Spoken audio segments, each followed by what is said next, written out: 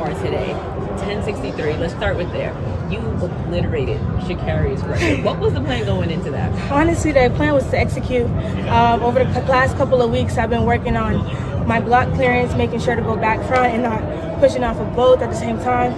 So it was honestly just to do that, stand up tall. We know I have really good top end speed, and just go out there and set the tone.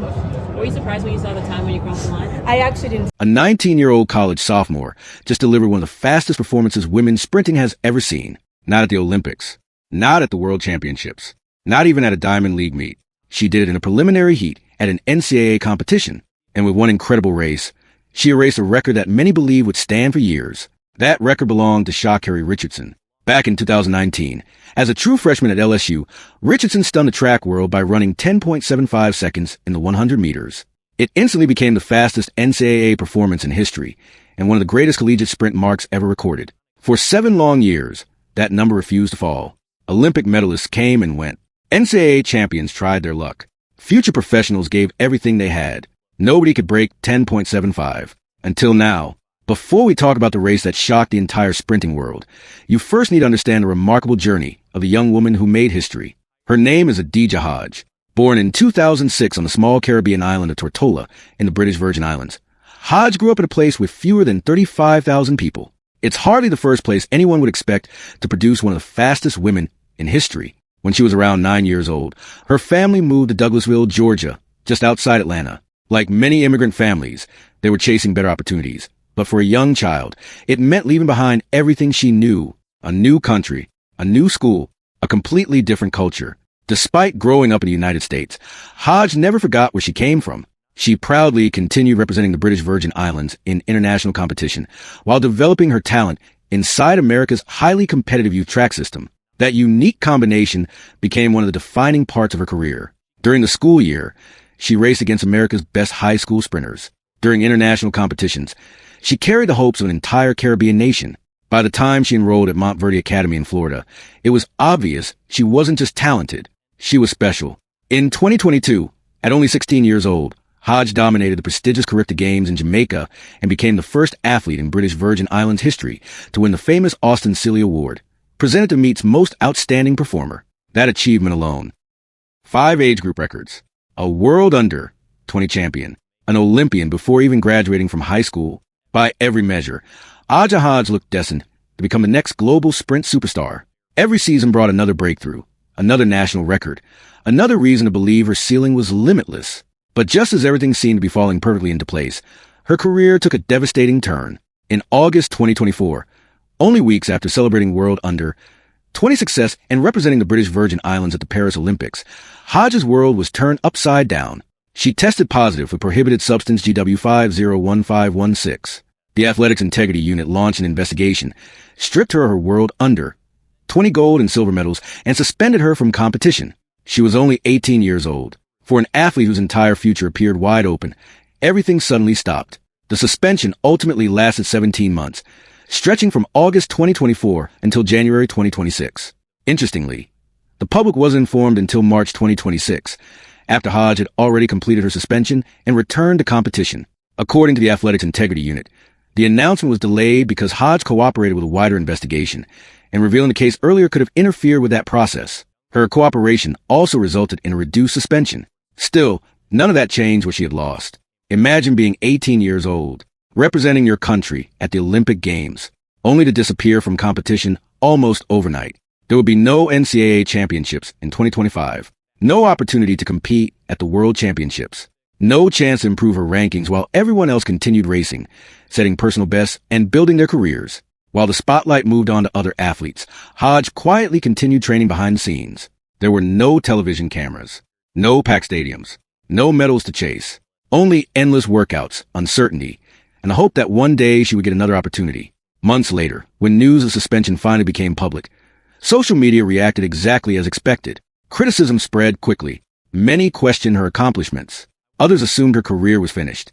Hodge refused to argue with strangers online. Instead, she offered a simple response.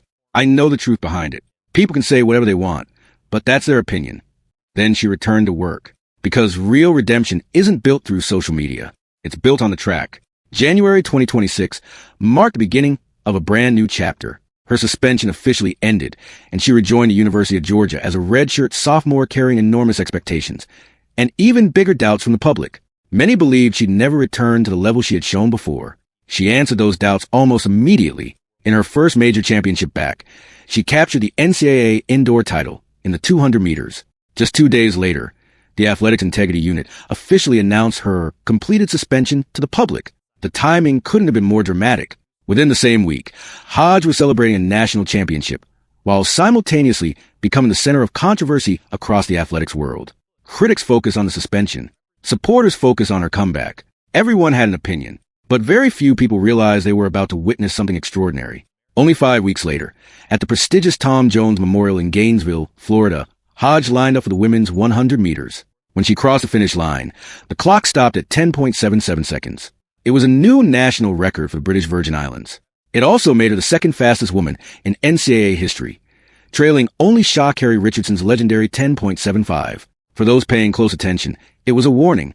Hodge wasn't simply back. She was getting faster. But here's the part of the story that makes her performance even more unbelievable. The record she broke belonged to Sha'Carri Richardson, one of the biggest stars in modern sprinting. And it wasn't just Richardson's NCAA record that Hodge surpassed. Her 10.63 second run was actually faster than Sha'Carri Richardson's lifetime personal best of 10.65 seconds, the mark Richardson set while winning the World Championship in Budapest. Think about that for a moment.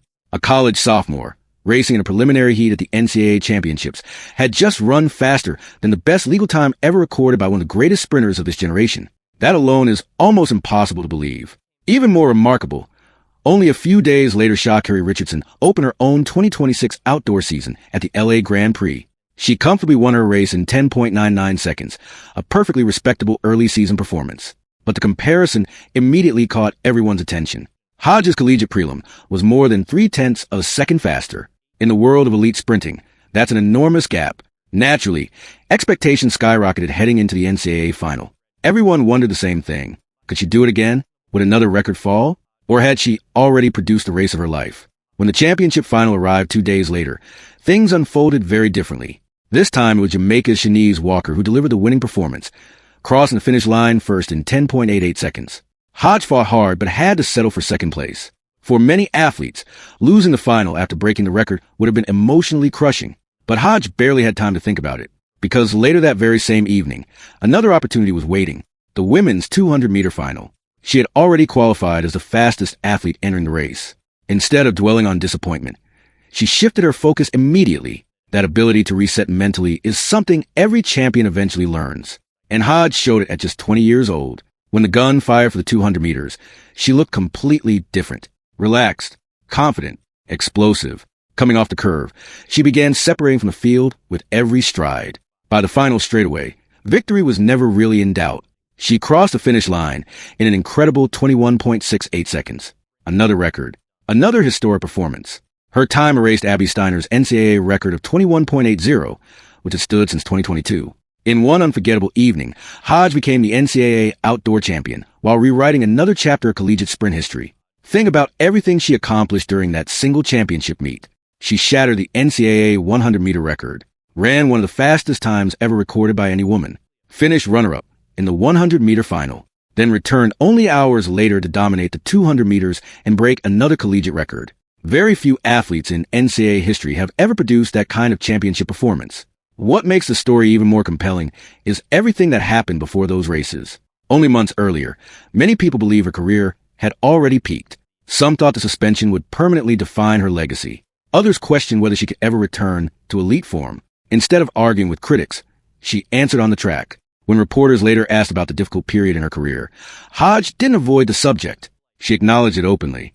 She explained that the experience motivated her to train even harder and become an even stronger athlete. There were no excuses, no attempts to rewrite history, only a commitment to move forward.